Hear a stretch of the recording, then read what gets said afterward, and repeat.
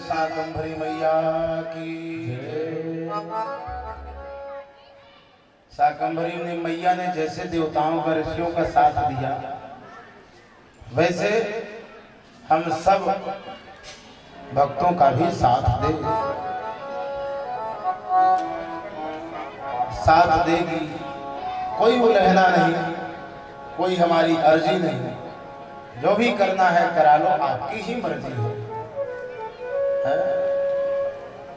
जैसे भी रखेंगे, मेरी व्यवस्था आपके हाथ है। सारे देवताओं ने, ऋषियों ने प्रार्थना करी, कृपा किया भगवती ने, और संसार को जल से परिपूर्ण कर दिया, अन्न धन से परिपूर्ण कर दिया, फल साग इत्यादि से परिपूर्ण कर दिया।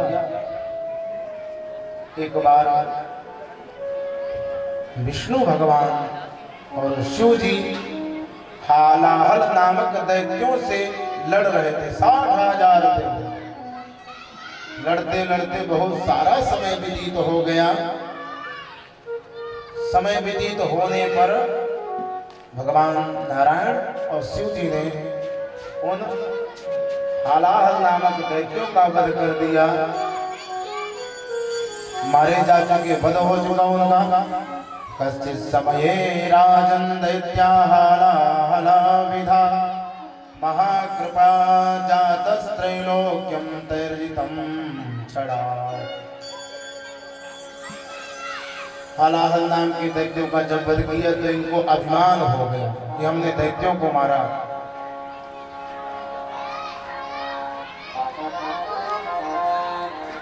जब अभिमान हो गया तो गौरी और भगवती लक्ष्मी अप्रसन्न हो गई, क्योंकि भगवान शिव और नारायण देख करके हंसने लगे। देवियों ने पूछा, आप क्यों हंस रहे हैं? तो ये कहने लगे कि आपको मालूम नहीं है 60,000 दैत्यों का हमने वध किया है, आपको ये मालूम होना चाहिए। तो जान गई कि इनको अभिमान आ गया। तो गौरी जी और लक्ष्मी जी छोड़ करके इनको चली गई, और जब शक्ति चली गई तो ये बिल्कुल शक्तिहीन हो गए। शिव से ई की मात्रा हटा देंगे तो 100 ही बचेगा। शक्ति चली गई तो केवल निर्जीव बचे, शक्ति विहीन हो गए। ब्रह्मा जी को पता चला।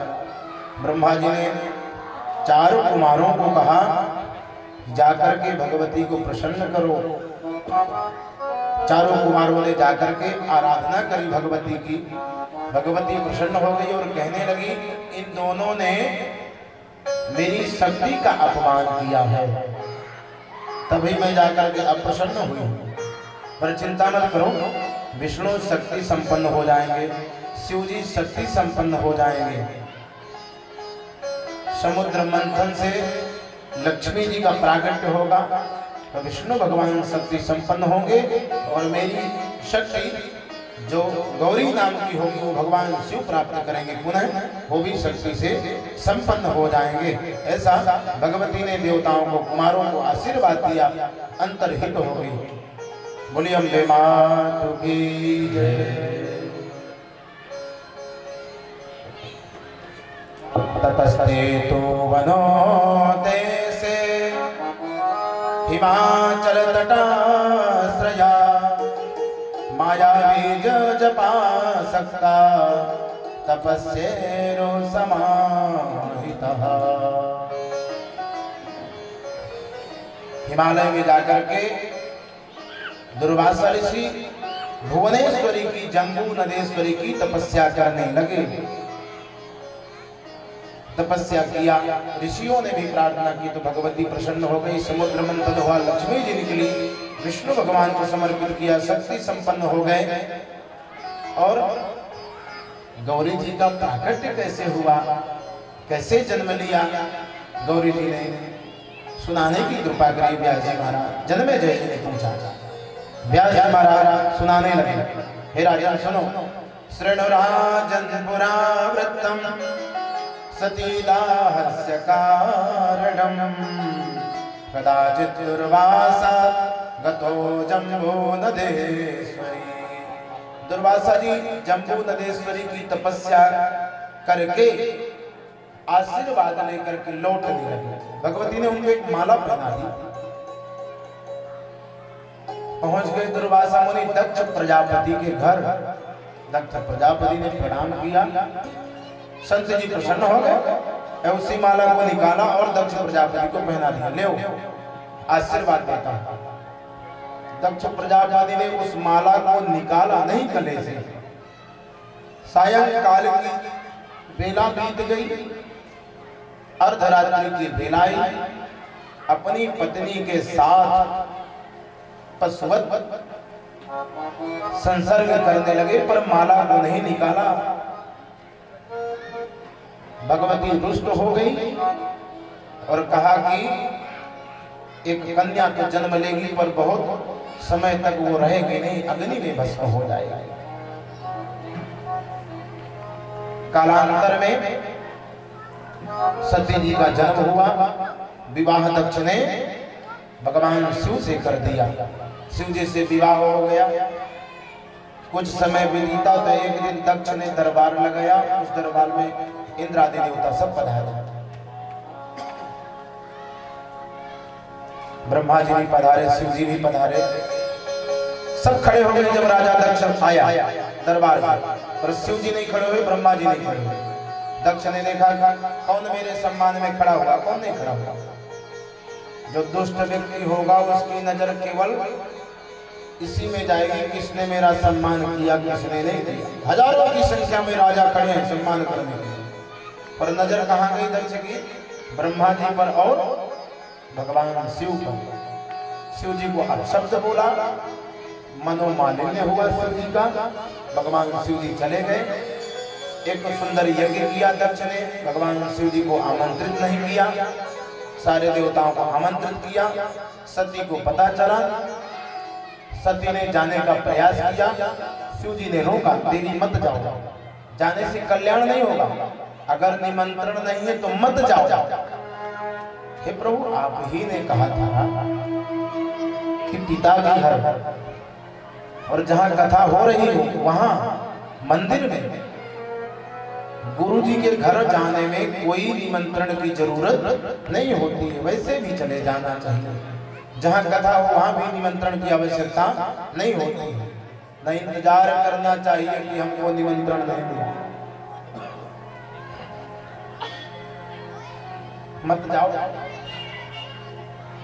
जहां से निमंत्रण नहीं आता वहां नहीं जाना चाहिए। और फिर तुम्हारे पिताजी यज्ञ कर रहे हैं, निमंत्रित नहीं किया, मत जाओ, बहुत मना किया। जाना कहां कहां नहीं चाहिए और जाना कहां कहां चाहिए, ये भगवान शिव जी ने सती जी से बताया। आवत ही हर से नहीं, नैनन नहीं स्नेह, तुलसी तहां न जाइए, चाहे कंचन बरसे। आपके जाने से वो व्यक्ति प्रसन्न ना हो, स्नेह ना होने तो वहां नहीं जाना चाहिए। चाहे मेघ बरसात कर रहे हो स्वर्ण की, नहीं जाना चाहिए। जाइए वहां जहां आपके जाने से लोग प्रसन्न हो। आवत ही हाथ न लिया, जाते दिया है रोज, तुलसी तहां पे जाइए, चाहे भूखे रहियो सो। जाइए वहां पर जो प्रसन्न हो, आपको सुंदर प्रेम करे, दुलार करे। चाहे 2-4 रात्रि में भूखे ही सोना पड़े, वहां पर जाना चाहिए। शिव जी ने मना किया सती को, सती नहीं मानी। सती ने यात्रा प्रारंभ की, गई दक्ष के यहाँ। अब जब देखा, दक्ष जब देखता था सती को तो प्रणाम करता था, पर आज प्रणाम नहीं किया, मुंह घुमा लिया हो, सम्मान तक नहीं किया। पर मां जब मिली तो बड़े प्रेम से मिली। सादर भले ही मिली एक माता, सादर भले मिली एक माता,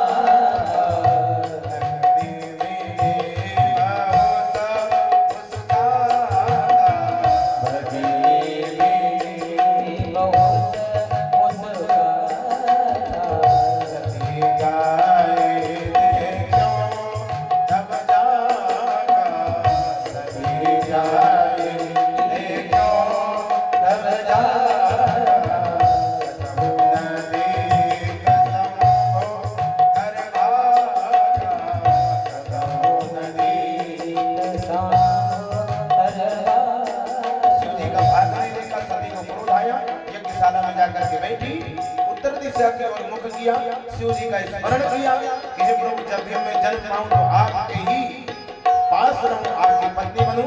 ऐसा ध्यान करके मन में योगाग्नि को धारण किया और अपने शरीर में योगाग्नि को प्रकट कर लिया।